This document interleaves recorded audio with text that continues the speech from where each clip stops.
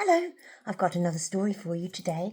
This one is called Freddie and the Fairy, and it's by Julia Donaldson, who you probably know is one of my favourite authors for children. And the pictures, or the illustrator, is a lady called Karen George. And as you can see, I think this is probably Freddie. There's a little frog there, and there, that looks like a fairy, doesn't it? So you see what happens in this story. Ready?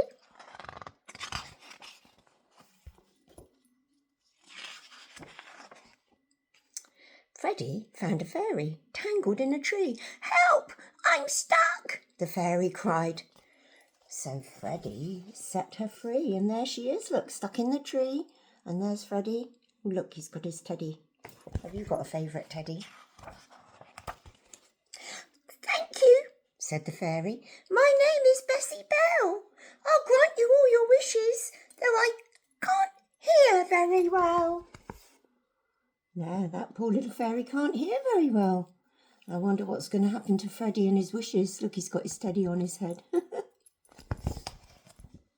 Freddie thought, and then he mumbled, "I wish I had a pet." "Why, so you shall," said Bessie Bell, and conjured up a net. I don't think she's heard that very well, has she? Can you hear the difference?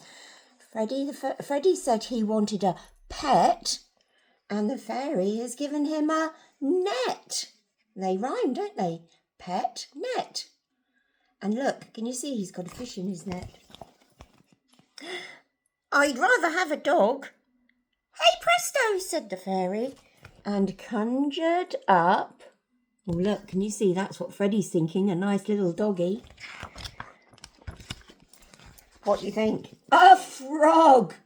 Dog, frog. They rhyme as well, don't they? Here we go. "Let's try again," said Freddie. "I wish I had a cat." "That's easy," said the fairy, and she conjured up. Do you think she's going to get a cat? No. A bat. Look, can you see? Do you see these three little dots here? They're very special. They're called an ellipsis. And that's when there's going to be something exciting coming. And here we have the exciting thing is a bat. Freddie wanted a cat and he's got a bat. But what about a mouse? "Lift up that stone," the fairy said. And Freddie found... Oh, look. A louse. These are called wood lice. We call them wood lice. Some people have got other names for them. And look, that's what Freddie's found now. I don't think that's what he wanted. "That isn't right," said Freddie. "Let's think. Perhaps a parrot." "I'll do my best," said Bessie Bell, and conjured up... Oh, can you think of something that rhymes with parrot? I thought of that too. A carrot! He's got a carrot, not a parrot. Freddie stamped his foot and said, "This carrot has no beak." "Oh, forgive me," said the fairy, and a tear rolled down her cheek. Oh dear, she's crying now because she's trying so hard to help Freddie and she's not having much luck, is she? I wonder who this is. Just then, from out of nowhere, appeared the Fairy Queen. She dried the fairy's eyes and said, "Whatever does this mean?" "It's Bessie Bell," said Freddie. "She gets things wrong," he grumbled. "I'm sorry," said the fairy, "but that's because you mumbled." "Now, Freddie," said the Fairy Queen. She sounded kind, but stern.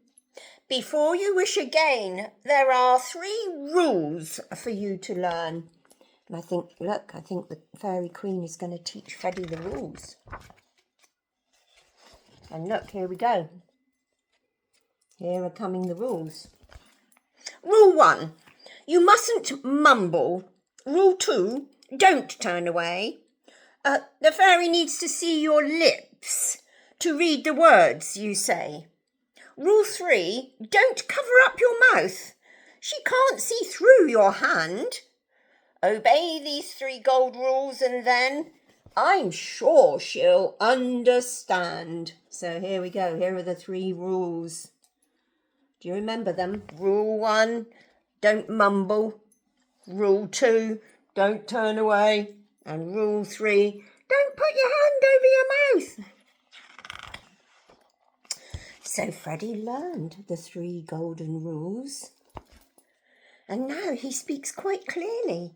And everything he wishes for comes true. Oh, do you think he wished for a caterpillar?